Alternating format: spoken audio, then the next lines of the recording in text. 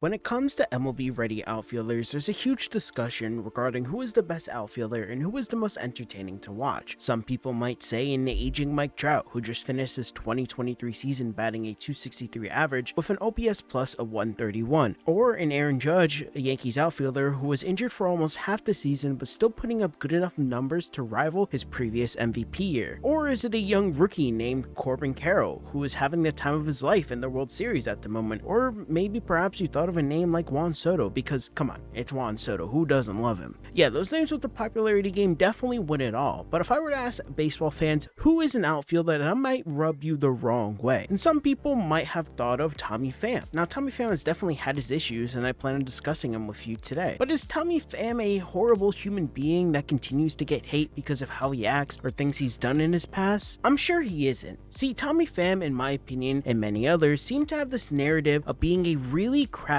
person in the world of baseball. A similar one that was going on around Pete Alonso when there were rumors that he was going to get traded at the 2023 trade deadline. Pete Alonso had these rumors around him saying that he was a clubhouse cancer and that he just wasn't good for the clubhouse in general. Now, of course, we do know that these accusations against Pete were obviously totally wrong. Now, in Tommy Pham's case, a locker room cancer, in air quotes, is a title that has been given to him in the last couple of years. Now, where does this stem from? Well, it all starts over fantasy football. Yeah, you heard me correctly. A fantasy football league stemmed his name clubhouse cancer. Now, there's of course a lot more things that go into it, but let's start there because this is a big thing that follows Tommy Pham whichever team he goes to. It was to the point where even the Mets were having an over-under bet if Tommy Pham was going to do something that day. See, Tommy Pham was part of a fantasy football league with many other MLB stars, and Jock Pederson unfortunately got hit by the mighty slap in the middle of the field. It happened because Pham thought Jock was cheating by manipulating the waiver wire. Seriously, this was a big thing at the time when it was reported on. Now, eventually more came out, and Pham said this to address it. I slapped Jock. He said some crap I don't condone, and I had to address it. Pham said there was too much money on the line, and he was messing with my money, meaning Jock Pederson.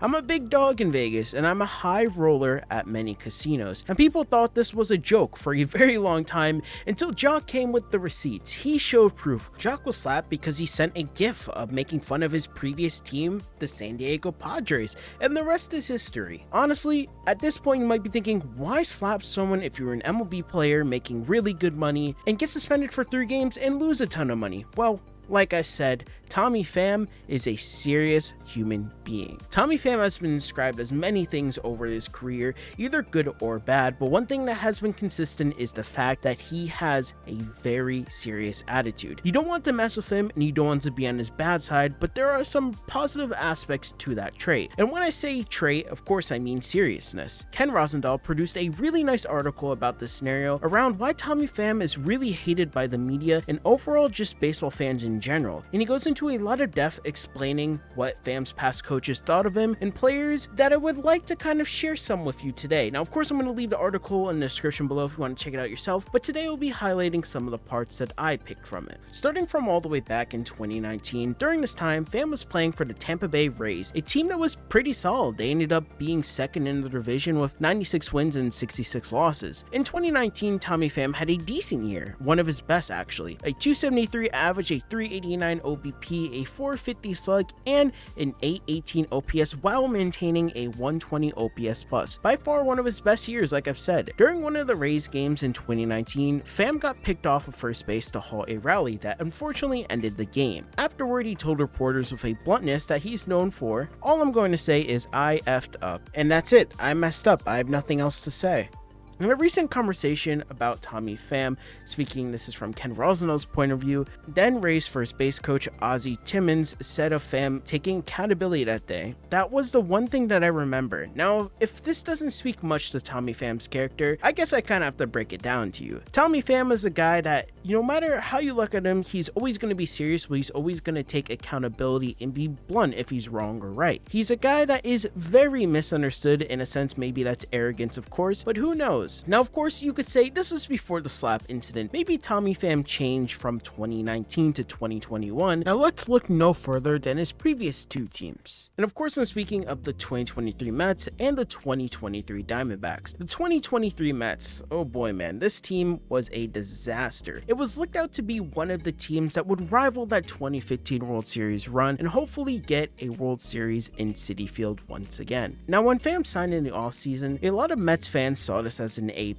an extra everyday outfielder who consistently find ways to hit above league average, encapsulated in a really weird personality that maybe some might not have liked, but others, like insane people like me, really did like that fact about him. He was supposed to be a fourth outfielder that would be out there so injuries would not occur in their lineup. Unfortunately, that is the funny thing about the Mets. Injuries happen anyways. Funny enough, a lot of people didn't even think Pham was going to be a needle mover for big teams at the trade deadline this year. And of course, who would have thought? Matter of fact, a lot of people might have thought he would have regressed due to having a weird 2022 season.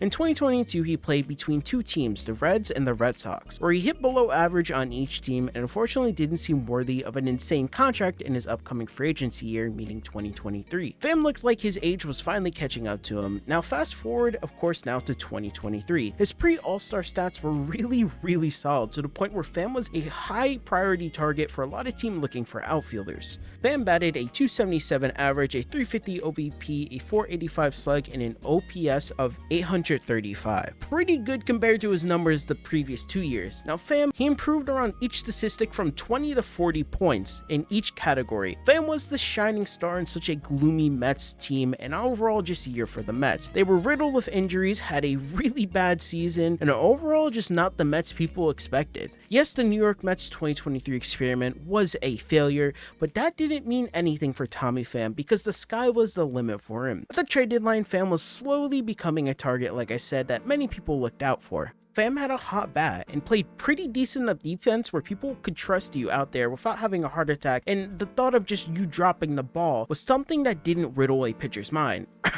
The Phillies, I'm speaking of you, the Phillies. Now, Tommy Pham was like Buzz Lightyear falling into the claw machine of aliens who only wanted a good enough outfielder that would field their dirty needs. Many teams were in on him, like I've stated, meaning the Yankees, the Dodgers, the Twins, and even his previous team, the Rays. But the Diamondbacks settled on him, which was an extremely beneficial move on their end. The Diamondbacks right now are in the 2023 World Series, and Tommy Pham has continually proven his value by hitting really clutch home runs. Tommy Pham is currently having some of the greatest stretch of baseball in his career and also almost broke a record tonight if you did not know. He could have broken the most hits in an MLB World Series game. Tommy Pham, the guy that you thought was going to be just an overall bad player going into the season, just an average everyday outfielder, has done something that not many people will ever do: 4 hits in a World Series. Now, of course, why did so many teams not go for Tommy Pham? Was it because these big market teams were scared of the media presence that Pham brings, or maybe they just didn't want to have that stigma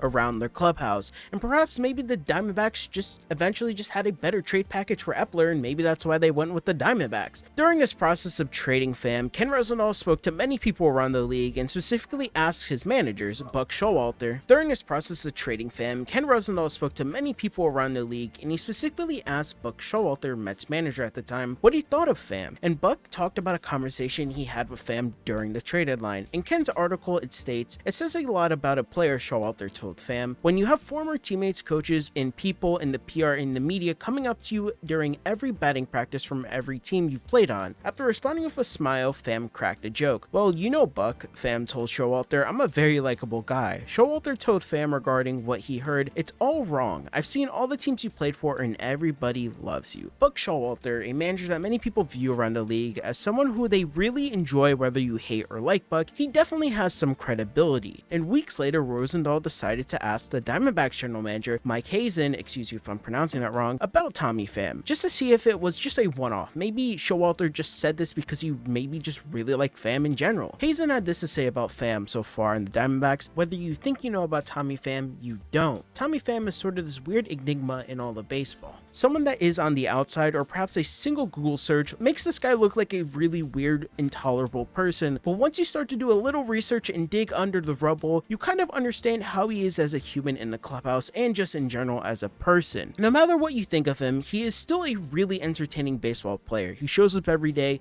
he tries his hardest, he means what he says, and of course above all else, he is super blunt and it takes accountability of his actions. He is a competitor at heart and just wants to win. One of my favorite images of Tommy Pham is this quote: "He wants his World Series ring because the competition is what he craves. He craves an environment where people are constantly challenging each other and pushing each other to their limits. He is a competitor at heart that just wants to win." Can you blame the man for being so serious sometimes, or maybe even testing the waters like he did earlier in his career? He has been through it all in the last 10 years of his career and still playing up to his name as a ball player. As of October 29, 2023, Tommy Pham is currently in the World Series. Tommy Pham will continually do things that people never expected him to do as long as he's still in the league. He wants that competition and he has that drive to become a better player every single day. Pham just overall wants to play the sport of baseball, and when you bring up terms like clubhouse cancer, he has this to say about it: "I see it all the time on The Athletic, it's comical. So think more clearly when talking about Tommy Pham, because he is truly one of baseball's most misunderstood outfielders."